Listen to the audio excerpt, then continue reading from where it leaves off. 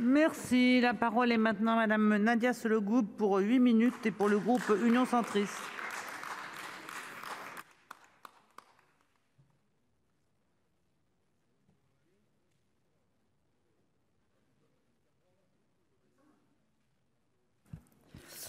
Madame la présidente, monsieur le ministre, madame la présidente de commission, monsieur le rapporteur. Je tiens tout d'abord à adresser un message de soutien à notre collègue Patrick Kanner et à son groupe qui, dans une situation de crise inédite, ont fait une proposition logique méritant un débat de fond éclairé, un échange d'arguments construits et en aucun cas le déferlement de menaces intolérables qui ne font que brouiller le débat de ce 13 octobre.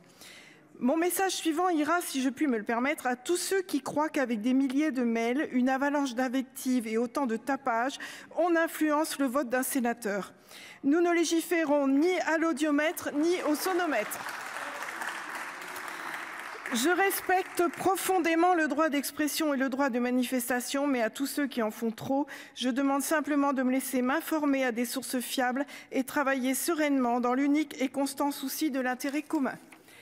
Ce préambule étant posé, j'en viens au débat autour de l'obligation vaccinale que nous avons déjà eu dans l'hémicycle cet été, lorsque le Sénat s'est prononcé dans sa majorité pour l'instauration du pass sanitaire et la vaccination obligatoire pour les soignants.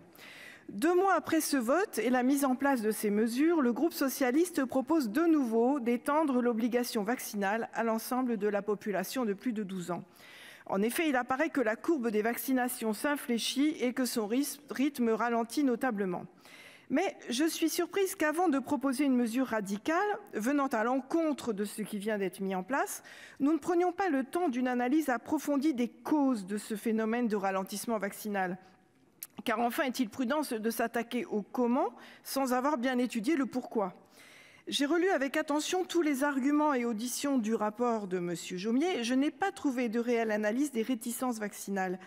Je me souviens pourtant bien du professeur Delfrécy nous disant en audition « Il faut profondément essayer de comprendre et respecter l'hésitation vaccinale ».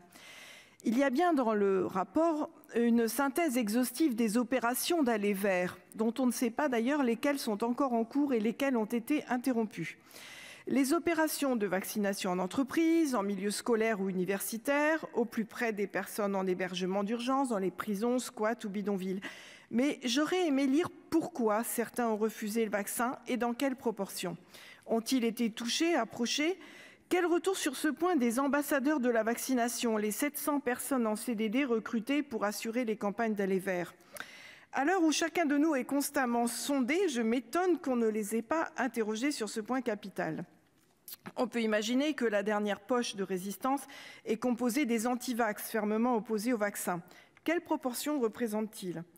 Mais je note également dans ce rapport qu'une part non négligeable des personnes de plus de 80 ans demeurent éloignées de la vaccination avec des situations d'isolement aggravées par des difficultés d'accès à un médecin traitant et se trouveraient en situation de mort sociale. Ce qui m'inspire 3 remarques. Premièrement, cette PPL creuserait alors une inégalité sociale, ce qui n'est pas l'objectif, et ferait de ces personnes âgées isolées, en plus du reste, des hors-la-loi. Deuxièmement, il y a fort à parier que loin des 4 cercles que sont la famille, les amis, le voisinage et les réseaux associatifs, je cite le rapport, ces personnes soient de pauvres vecteurs de maladies car ils n'ont pas grand monde à qui la transmettre. Une obligation vaccinale ne résoudra en rien leur état de non-vaccinés, qui relève plutôt de difficultés sociales et logistiques auxquelles nous pouvons collectivement travailler. Concernant les non-vaccinés de principe, les farouchement anti, on sent bien qu'une vaccination imposée ne ferait qu'aggraver les choses et qu'un bon nettoyage dans les fausses informations qui circulent serait plus efficace. En l'absence d'informations complémentaires, je ne sais pas pourquoi un certain nombre de publics fragiles avec des comorbidités ne présentent pas de schéma vaccinal complet. Comment comprendre que les personnes vivant dans les territoires les plus défavorisés présentent les taux de vaccination les moins élevés ? Problème d'accès aux soins ? Ou est-ce tout simplement les habitants qui se sentent protégés par leur habitat dispersé ? Mais tout ça est à confirmer.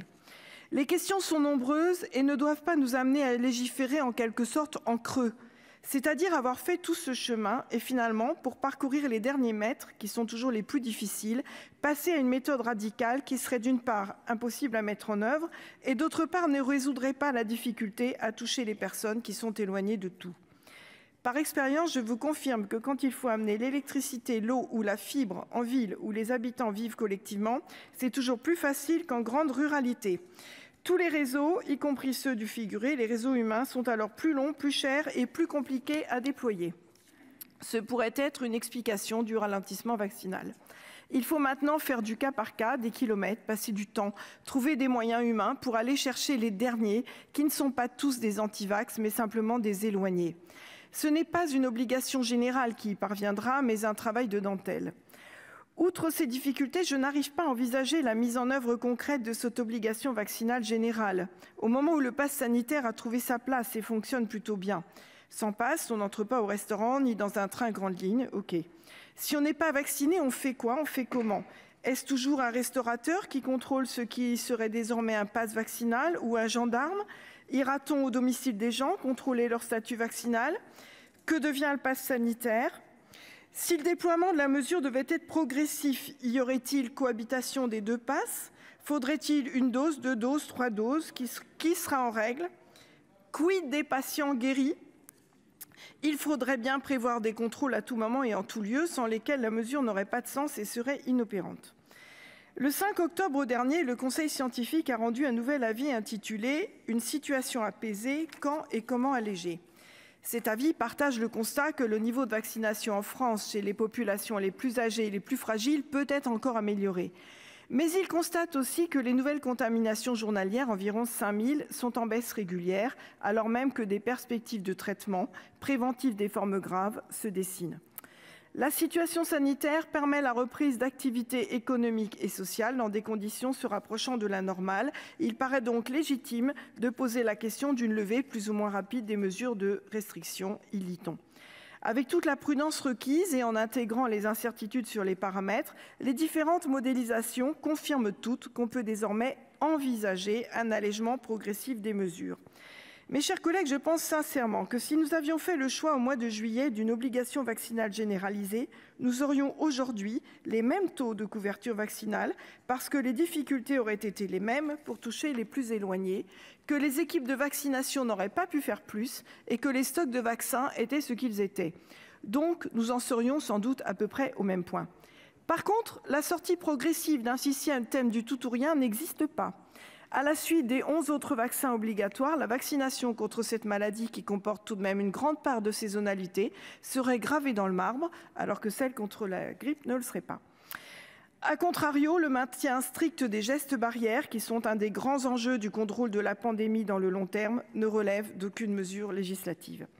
Vous aurez compris, mes chers collègues, que le groupe centriste, dans sa majorité, après avoir pesé les bénéfices et les inconvénients de cette proposition de loi, considéré ses limites, ne voyant pas les modalités pratiques de mise en œuvre d'un pass vaccinal 2 mois après la mise en place d'un pass sanitaire, ni les possibilités de son contrôle, au moment où l'épidémie semble mieux maîtrisée et où il faut surtout renforcer les moyens dus à aller vers les plus fragiles, votera contre la proposition d'une vaccination obligatoire contre le SARS-CoV-2.